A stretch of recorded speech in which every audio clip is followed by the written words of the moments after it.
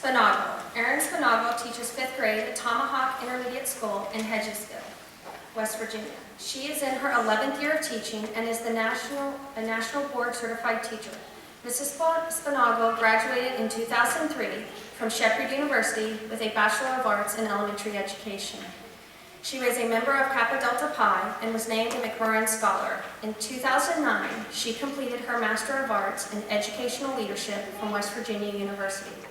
At Tomahawk, Mrs. Spinagle is the Student Council Advisor, Smoke Signals Newspaper Staff Advisor, and the School Social Studies Fair Coordinator.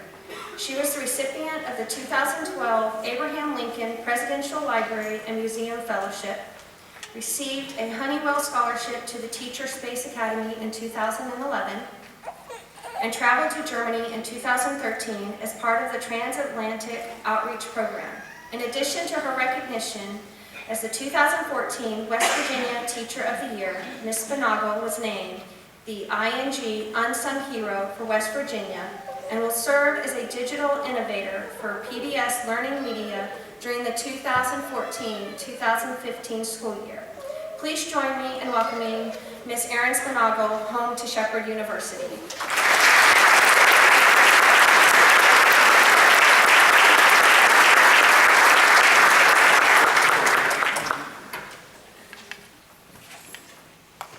Good morning. Thank you for having me here today. I'm very proud of myself. Last night I dove into my closet and I found my graduation gown from Shepherd not too long ago. And I found my own teacher pin from when I was pinned during the ceremony and my Kappa Delta Pi pin, so I made sure to wear them today to this event. I know that I am one of many speakers you will hear today, and I know what you really want to do is graduate. But I hope that you remember my speech because I'm going first, or almost first. So I thought very long and hard about what I wanted to tell you today, because I remember my teacher pinning ceremony back in the Student Center at Shepherd not too many years ago, and I remember Dr. Salih's speech to the graduates. Her theme or her topic was the cicadas, because they had come out of the ground, and every 17 years they come back out to grace us with their presence. And where would we be in 17 years? Perhaps when one of us be speaking to the teacher education candidates. Well, I was thinking of an insect that maybe I could use as my introductory, but I don't think you want to hear about stink bugs. I think we've seen enough of them, so that wasn't going to work either. But I would like to think that something that I can relate to you today is driving, because as my role of the Teacher of the Year for West Virginia has progressed, it's something that I do a lot this year. I drive everywhere for very long distances at a time. I see a lot of the road and a lot of the state. And I'm at the mercy of my GPS, and most of the time we get along, but sometimes that is not the case. But you are about to begin a personal and professional journey as you embark on your career as an educator.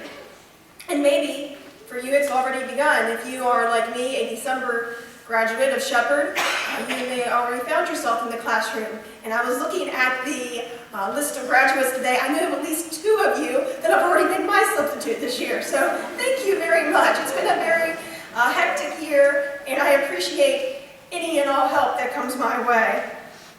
But what a road trip will it be as you embark on this adventure. There will be twists and turns and unexpected moments of glory. And sometimes you may feel that you are in the middle of nowhere. And I can tell you that this year I have found myself on Middle of Nowhere Road. It really does exist. It's on the way to Bethany College. And if you think you're going straight and you go to the left, you're going to be on it. And you end up making a U-E because there's nowhere to turn around. But it is called Middle of Nowhere Road. How appropriate. But you'll be very lucky if you make some very special friends along the way, your colleagues that will become your confidence in education, along with the times that they can lift you up when you fall. And sometimes those friends will come at the most unexpected places. This summer, I was in Germany to learn about the education system, and on my way to Heidelberg to meet the students at a school, I fell getting on a train and found myself from the chest down between the steps of the train and the train platform. And teachers that I had just met in an instant lifted me up and got me on the train. And within 24 hours, I was experiencing German healthcare because my legs swelled up. But you will find people in an instant that will help you and lift you up when you need assistance along the way. And maybe, just maybe, when you feel like you've mastered the drive and then you're comfortable and feel you've reached your destination, God's going to decide that you're going to need an adventure, much as what has happened to me this year. So, there's no map or directions that I can give you today as you finish your time here at Shepherd and prepare for your own classroom in the fall. I can only give you some advice, and my advice that some of you have heard perhaps this year are the 4 A's. Ask, anticipate, advocate, and adapt. Ask for the things that you need to begin your journey, that you need for your students. Anticipate what you need to do to think ahead what will be the best for your children in your classroom or for your school. Advocate for your needs as an educator and for the needs that you see in your classroom to best meet the future needs of your students. And the last A is adapt. Let being flexible be your common core, regardless of what comes your way or the new thing that will come along in education. But most importantly, as Dr. Porter told you, remember your compass, your champion, and why you became a teacher or one in this journey. For me, that is my Aunt Dawn Mose, another Shepherd College graduate who taught first grade for 37 years. And on her time here on earth, she not only blessed my life, but the lives of many, many first graders. So back to that map, or lack thereof. I know that's a little scary, getting ready to drive off and not knowing where you're going. But you will find a map along the way. It'll be woven together by the lives of the students that you encounter and that are become a part of your classroom story. And they are who I miss the most this year as I travel the state as West Virginia's teacher. They will transform your journey as you become a part of their story as well. And I'll share with you just a few of mine. There's Emma and Ashton, some of my incredible artists that find a way to show what they're learning and their perspective of what goes in our classroom through their artwork. And there's Billy, who invited me to his talent show at the Apollo last year because he was so proud of his dance talent and convinced me that dancing would make an excellent marketing project. And he did it to sold-out crowds, too.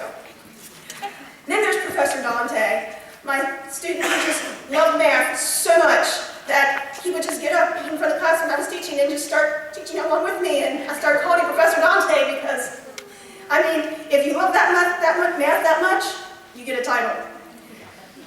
Then there was Ezra, my student from Guyana, who came to the United States with a different perspective of what education was like. And I got to see how he changed and how he came to learn to love school and become a part of our classroom. And found a great way to use the word detonate. When Mrs. Spinotto didn't look too happy, I think she is going to detonate. Then there's Sarah Catherine, Ben, and Sam, siblings who are all unique with one thing in common, their 5th grade teacher.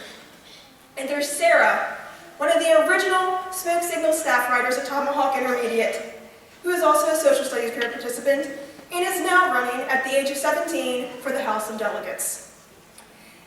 These students and yours are the signposts and the landmarks that will dot your career path, and they teach you as much as you teach them. Then there will be that student that you feel that you can't help. And I must tell you about that student. The withdrawn, the mystery, the one that battles the invisible monster as they travel through darkness, and it feels that you can't help them, and you become frustrated. And I must share with you that student, because that student was me. I was the student who, from the age of 10, battled panic attacks that snowballed into a profound anxiety disorder that left me withdrawn and made me that mystery to my teachers and to my students, and for a while, my colleagues. And I'm also that student who frustrated the teachers a little bit as they would scrawl on their report cards and evaluations, "She never talks." However, doubt your influence on anybody's life.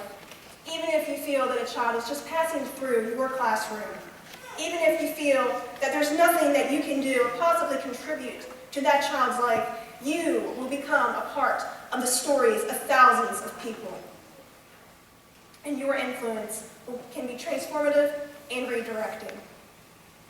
You never know what someone's journey will become. Let's rewind, not fast forward. Let's rewind to 2005. 2 years into my teaching career, I felt hopeless and consumed by my battle with anxiety that I couldn't even drive myself to school. And I questioned my ability to lead and to have a classroom of my own. Today, I just put 7,400 miles on my Prius issued to me by the State Department for this year. And last week, I was received, along with the other State Teachers of the Year, at the White House by President Obama. And here you are, about to embark on your journey to sit in the driver's seat and begin your destiny and become involved in so many other stories that you have yet to read. If you have no idea where you're going, that's good. You're in great company. Some days I wonder the same. But my hope for you is that you remember why you chose this path as your map is formed by the lives of your students. And make every turn, every twist and turn, every obstacle, and all the victories that you will encounter along the way, perfect your chosen craft, and most importantly, render you fearless.